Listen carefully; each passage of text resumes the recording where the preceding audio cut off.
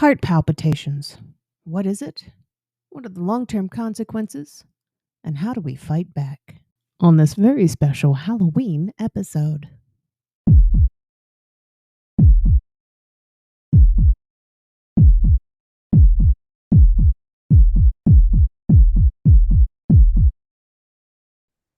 Hi, Amanda. What a wonderful day it is, and it's so exciting to be back here with you. How are you?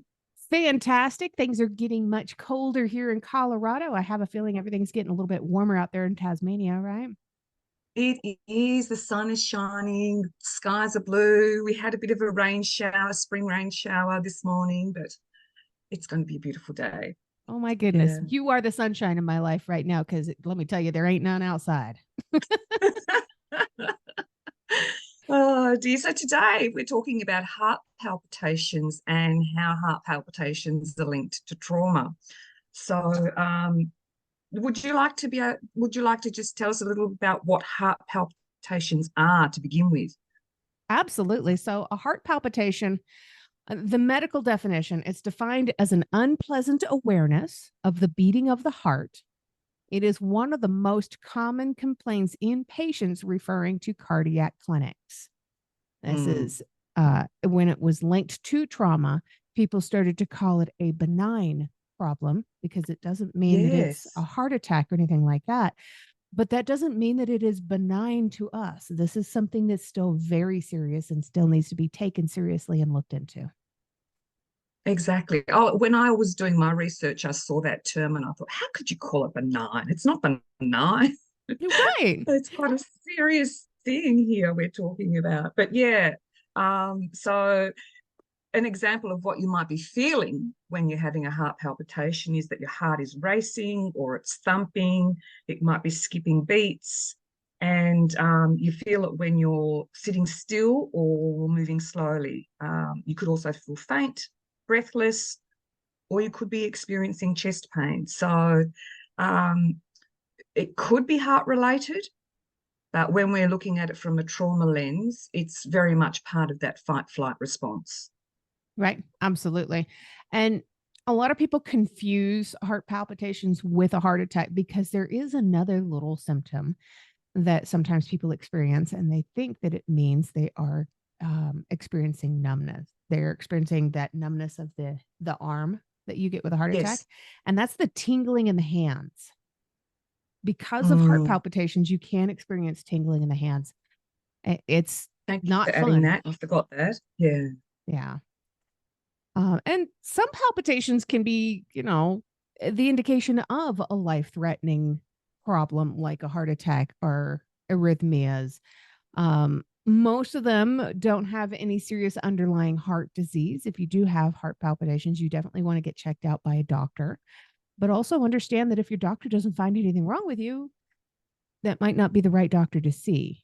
That might be Mm. the wrong type of doctor. You might need to see a psychiatrist. Indeed. Indeed. Um, One of the things also that I was looking at in my research, just following on from that, is that ongoing chronic stress that where you're experiencing heart palpitations can actually lead to heart disease because your body is under constant stress. Yeah. So if you have experienced extreme trauma and one of the outcomes of that is heart palpitations, it's important to find treatment for that because it can actually impact on your life in terms Right. of your mortality. Yeah, Now, can you remember any time in your life where you could feel your heart racing? several. Yeah. Can you Several remember times. can you remember any times where you felt your heart racing and you were not in immediate danger? Oh, yes. Yeah. Yes, that happens a lot or has happened a lot.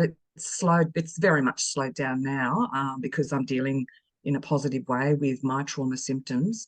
Um, but yes, absolutely. There was a period of time where I was actually having heart palpitations continuously, over a long period of time, several months.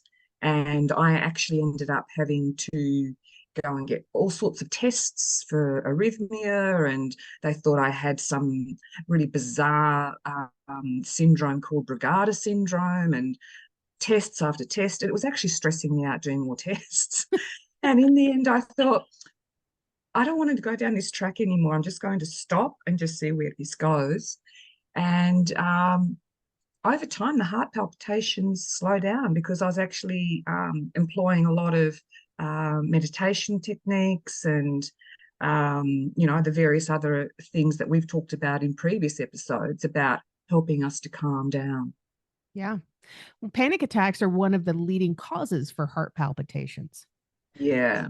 Yeah. So panic attacks, this is something that I know we're going to get into a lot more depth in later on in some of our future episodes.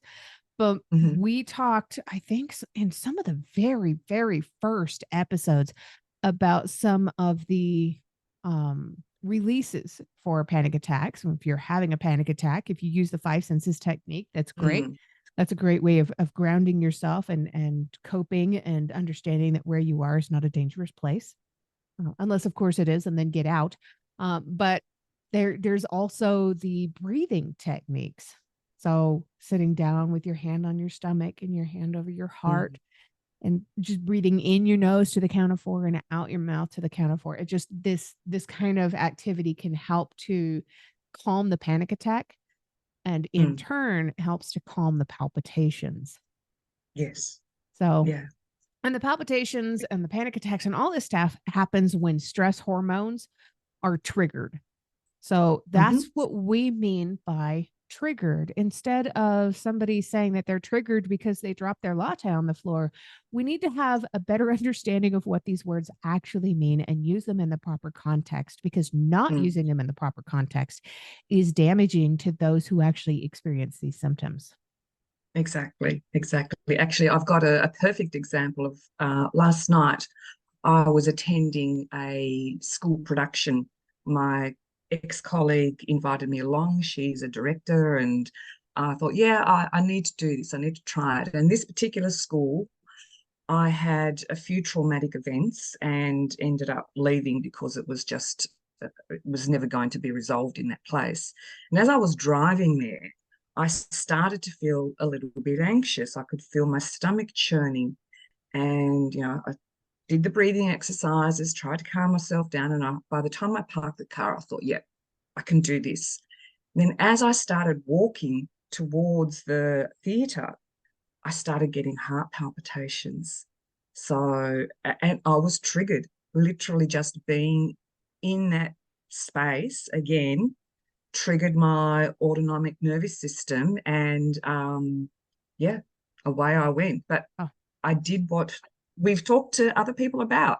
I employed those breathing techniques and I did the five senses and I walked in and I was fine. oh, Yeah. that is amazing. I want to give you a standing ovation, but I'm going to be too lazy and not stand. Um, that is amazing. You are putting this stuff to practical use and you're already finding benefits for it. Isn't that cool? We've been Mm, doing this mm. less than a year. It I'm is so proud cool. of It you. is cool. Yeah. Thank you. But, like for our listeners, I think it's so important to realize that it doesn't matter how long it's been between a traumatic event and now, um, things can still be triggered. And you may not even be aware that you're being triggered, but your body is responding.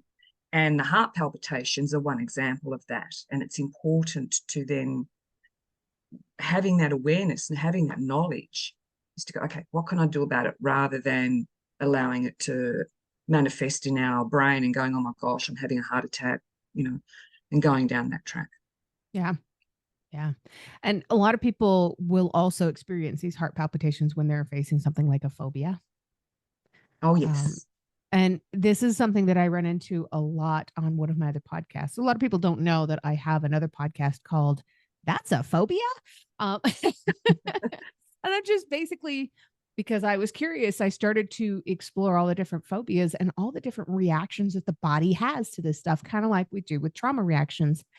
And there's Mm, a mm. lot of similarities. It's bizarre. Yeah. But back to our purpose today, there's been a lot of studies out there that have been done on this stuff. And they show that the patients that are suffering from PTSD usually have an increased resting heart rate, also, which can be easier to Yes. find a higher beating.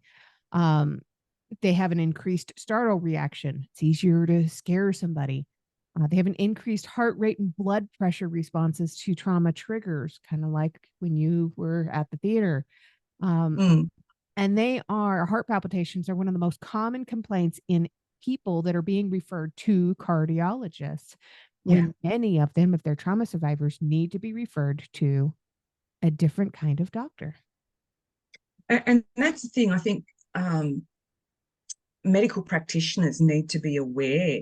And I don't know that enough of them are actually looking at that link between physical and mental health Right. and the links with trauma, because, essentially so many people have had that reaction and are trauma survivors. They're not having a heart attack, or they don't have ongoing heart issues.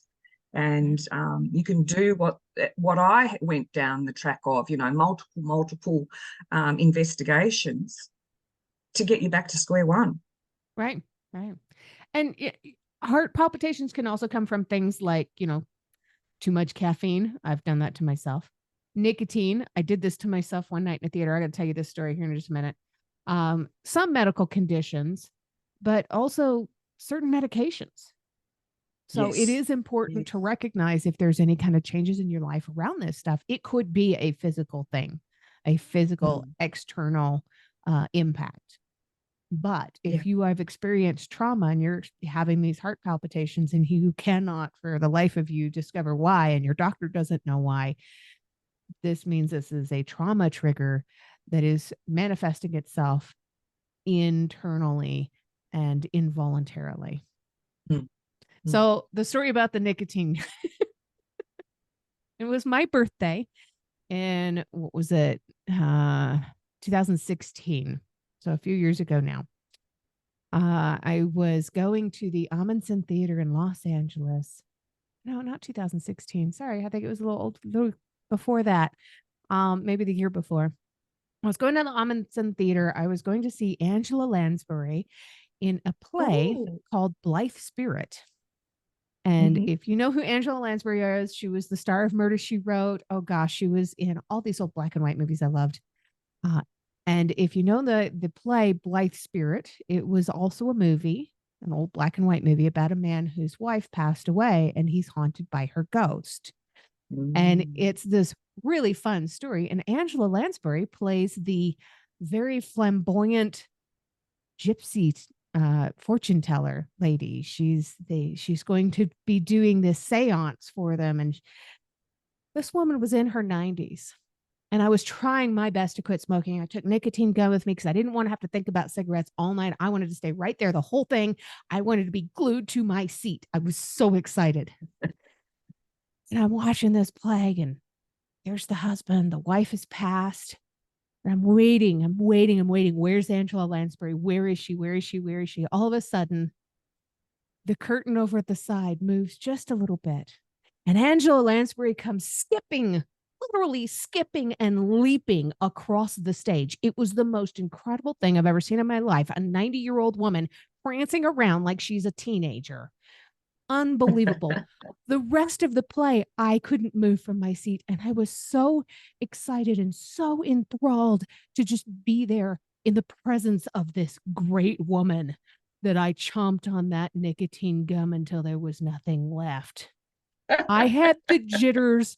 I had a sore stomach. I thought I was going to vomit on the poor guy next to me. I was shaking Oh no. everywhere. Oh, but it was worth it. So the key to giving up smoking is just go and see a play, from what I hear, With nicotine gum. with nicotine gum. Never touch the stuff again, cigarettes or gum. Good, good. I'm glad to hear it. Oh my gosh, my I'm heart glad was to. racing so hard that day, though. But that's Mm. one of the random experiences of having that external thing. One that's not quite so fun was, I know I've talked about this a couple times before, but driving down the LA freeway not too long after I had gotten away from Scotland and having my heart racing so hard that I was starting to develop tunnel vision while driving over an actual bridge and on the overpass in LA, and I couldn't see where I was going. That's scary. And it made everything worse. It made the heart Mm, palpitations worse. I was mm, mm. terrified. I thought that day that I was going to die of a heart attack. I was pretty convinced. It was severe. And there were Mm. no external components. I had not had any caffeine. I was not smoking. I wasn't chomping on no nicotine gum. I was on no medications. And I could not go to the doctor because I didn't have medical insurance. I had to Oh, live wow. with these heart palpitations for months before they finally started to calm down. Wow. And do you know what happened that triggered the calming down? Like what what did you do? How did they calm down? I'm really intrigued by this. Well, the first thing I needed to do was try and figure out what caused them in the first place. Mm. Um, I know that we have a tendency to compartmentalize our brains. So if a Yes, we do. man, yeah. So if a man in a red shirt abuses you 20 years down the road, you might see somebody, man, woman, child, in a red shirt of the exact same color cross the street in front of you, and you Mm. might be triggered instantly. And you have Exactly. no idea why. Mm. For Mm. me, I had been driving down the freeway and I nearly missed my turn because I was deep in thought over something. And I went quickly over to the exit and I got off the freeway. I didn't think about it at the time, but he had a way of erratic driving. Oh, And when wow. I pulled that, it might not have been erratic, but it was a sudden change that Yes. I wasn't expecting, even though I was the one that did the change. It was Mm. something that I wasn't expecting, and it Yeah. absolutely triggered me. Yeah. Um, to be able to start to calm down from that, I took an extreme sense of a need for control, which we did Mm. talk about previously on another Mm-hmm. episode. That was back July 11th is when that episode aired. That was our 11th episode for people that are looking for it. Um, Mm-hmm. but that need for control consisted of me making sure that I was well prepared for anything and everything that I could be. And we should all do that when we're in trafficking. Don't make last Mm. minute turns. Don't cut somebody off. Put your phone down when you're driving, please. Uh, I'll get off my soapbox now. But that need for control helped me to be able to move beyond that and help to retrain my brain. So that's a great example of how that need for control was actually useful at that time. But then I had to break Mm. that habit afterward. Can I just add in there, and you can tell us about that in a moment, that this links quite nicely, well, not nicely, but to our previous episode recently on hypervigilance, Yeah. because that's exactly where you went down the track. So you had the heart palpitations, you identified what was going on, and you needed that control. And so it made you hypervigilant. You Yeah. were constantly making sure that you were in a safe space, scanning the space, being, as you said, being prepared. So your whole life for the next few months, from the sounds of it, was on tenterhooks. Yeah. Absolutely. Everything in my life I had to pay close attention to. And it was no longer Mm, just who else is in this room with me and where are the exits. It was mm, everything. I had to pay mm, attention to everything. And mm, that need for control meant that I'm the one that drove everywhere when I went anywhere with anybody else. I had to be in mm, control. And the mm. hypervigilance meant that people were not allowed to sit in the back seat behind me. That often meant we would have to take two or three vehicles to get somewhere because I'll have somebody next to me, not behind me. I can't see you. So it started to interfere with friendships and it got in the way of doing events and stuff. So not Yeah, fun. so wow. I can feel it. I can feel it in my body. You're talking about it right now. My stomach's churning, my heart's racing listening to you. So let's turn it to something positive then. So tell us about how you then managed to shift away from that. So we went down the track of the hypervigilance, the need for control. Where to next in this story? The biggest part really was identifying the triggers, figure out what it is Yeah. that's causing these reactions and start there. Um, then I had to figure out relaxation techniques. At the time, I had never heard of the five senses technique. So this Mm. was about the time when I first started learning about it. I knew Oh, nothing fantastic. of it. Yeah. And I did try to seek professional help. But like I said, at the time, I didn't have any kind of insurance, and there was no possible way of me being able to afford anything like that.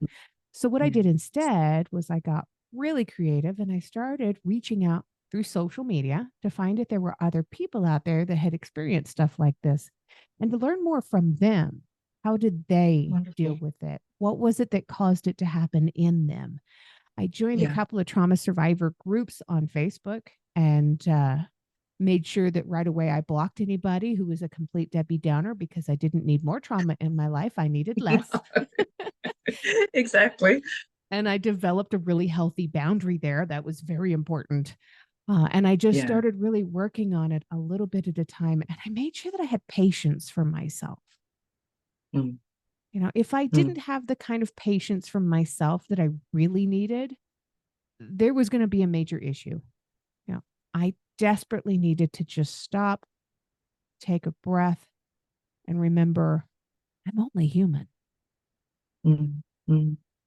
And I like the fact that you were able to get to that point because it's such an important thing for us trauma survivors to actually get to be able to give ourselves a break and not constantly, because I found myself at points, and I know a lot of other trauma survivors have as well, um, just putting yourself down Yeah. because, you know, things have just clouded the way that you think. And we see the world in a negative way, and everything around us is black. Yep. It's not, the rainbow colors, it's black, and um, we don't see a way out. But what you did was able to get to that point of seeing a way out and having that positive approach, not just about getting out of that situation, but giving yourself that self-care, that self-love. And that's the most critical thing, I think, about trauma recovery. I was going to say survival, but it's not. It's recovery. Yeah. Trauma recovery is really important to find ourselves and find that peace within ourselves and be comfortable in our own skin. And when I was going through that, I didn't even know it was called self love. I just saw it as something that was necessary. Yeah, And that's yeah. exactly what it is. Take all the titles Mm, away. This is something that we need. mm, mm. It's a basic human need.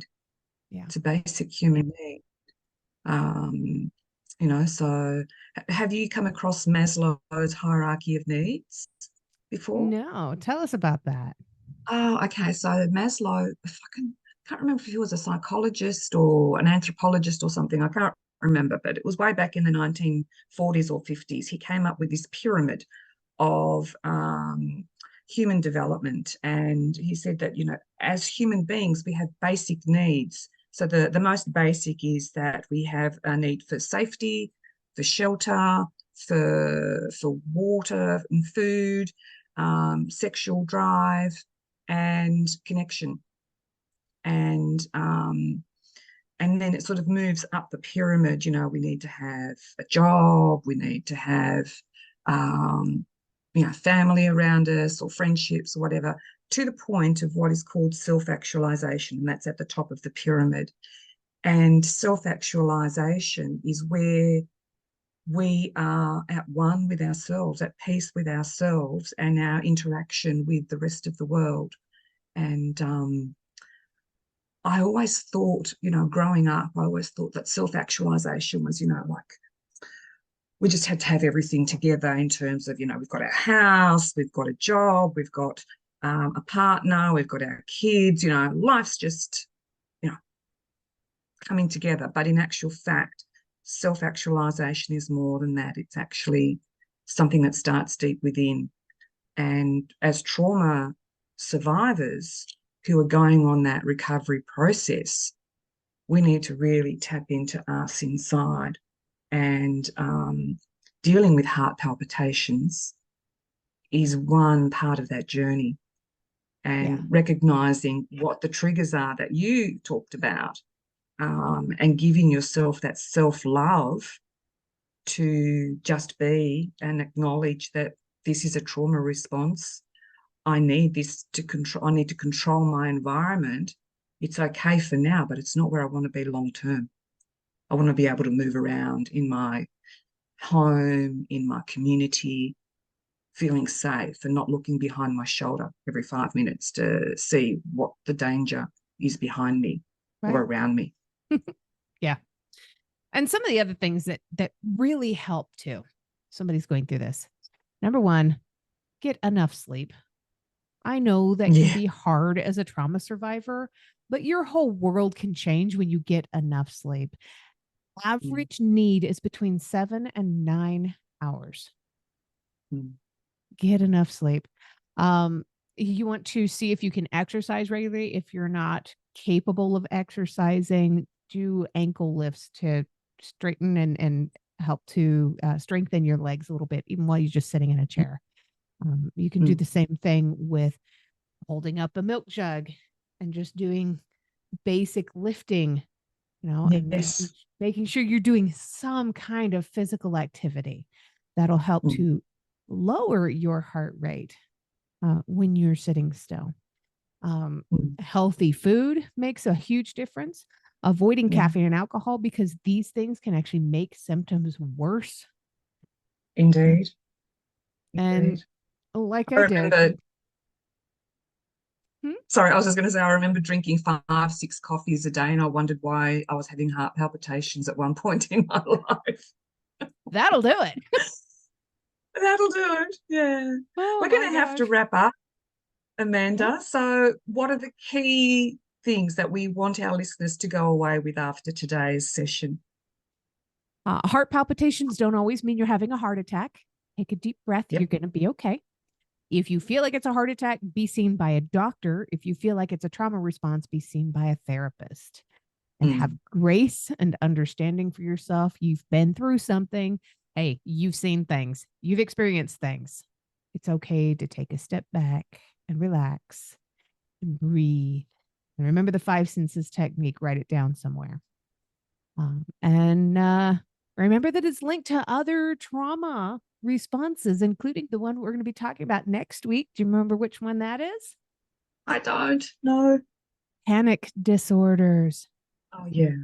And How could I just forget that? just as a brief kind of a snippet tidbit, there are several different types of panic disorders, including generalized Mm, anxiety, obsessive compulsive phobias, social anxiety, post-traumatic stress disorder. One does not equal the other. These are all individual things that need to be addressed, and we're going to be covering all of them. totally. And I've got 2 of those. I've been diagnosed with generalized anxiety disorder and complex PTSD. So I Yep. have a little bit of an inkling and can share some personal stories next week on our topic. Yeah. Awesome. Well, as always, it was just such a wonderful treat getting to chat with you and spend a little time with you. And I love you to pieces. And I can't wait for next time.